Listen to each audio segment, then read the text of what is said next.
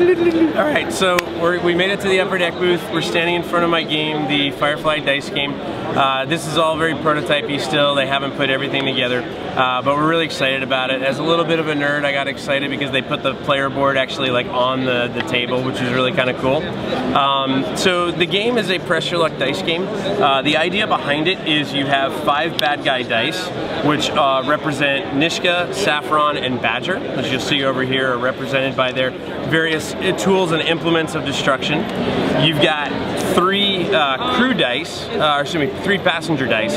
These are going to represent Inara, Simon, River, Book, and then you also have supplies that you can roll. And then you've got the crew dice, which are going to represent Mal, Zoe, Wash, Jane, and Kaylee. All the figures that most people are familiar with the show are very familiar with, they love, they're iconic, the whole 9 yards.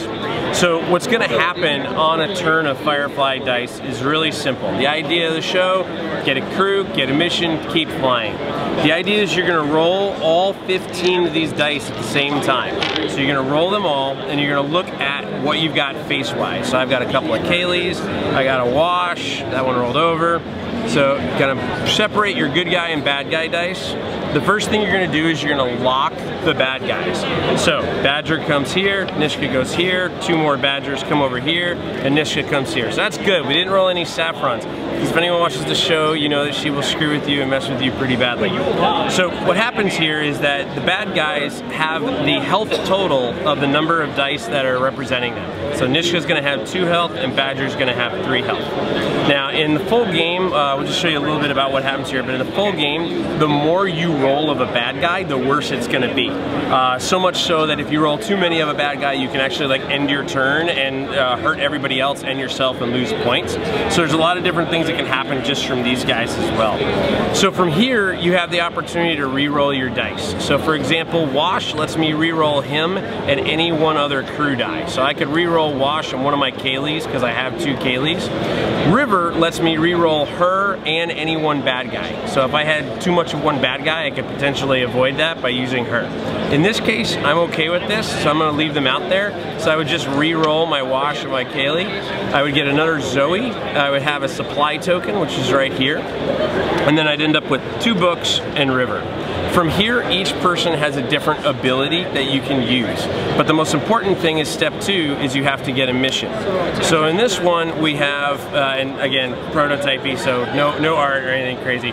This one tells me I need to have 2 Mals and 1 Saffron to be able to complete it. And it's bad because I don't have any Saffron, so I wouldn't be able to complete that. But there's going to be different missions that you're going to be able to complete that could be like if I had 2 Zoes and 1 Jane, I could do that and get different points.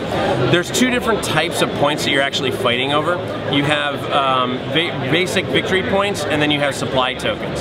So like earlier you saw that I rolled a supply token.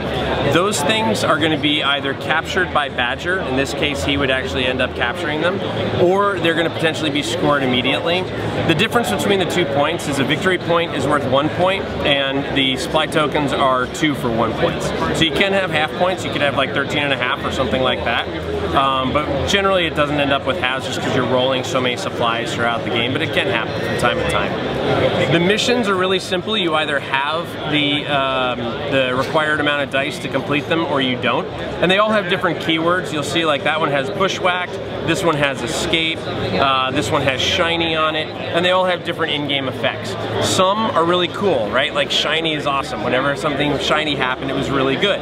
If you get a mission that's shiny, you automatically deal 1 damage to the bad guys, so you can remove one of their dice. So like Nishka could go down from 2 health down to 1 health. There's some that are really bad. There's some that if you don't complete the missions, you're forced to actually move on. So it's not like I get my choice of stopping and getting my victory points and getting to get out of dodge. Some might actually force me to go on. Others, I might have to complete them or other bad things can happen. So there's tons of crazy stuff that is in here from the show, things that I think a lot of people are going to really identify with if you're fans of the show. But the key thing about it is it's really fast. You can play in like literally like 20-30 minutes. minutes. While each person has their own abilities, you're just trying to pick it up at the beginning and learn each of the abilities. Once you got them down, it's just almost like any other pressure luck dice game where you're rolling, you immediately know who does what, and you start going to town beating up on the bad guys. One of the things that I personally really like about this though is that, and they're not out here, but we've implemented the idea of a player screen where once you get your points at the end of the turn, like let's say I amassed 9 over pressing my luck, they go behind my player screen. So you have to remember, did I get 9 points? Did I get 6 points? Did I get 10 points? And it makes how you choose to press your luck on your turn a lot more, decision based than just, oh, I can see you have 9 points, so I have more than you, I'm gonna stop.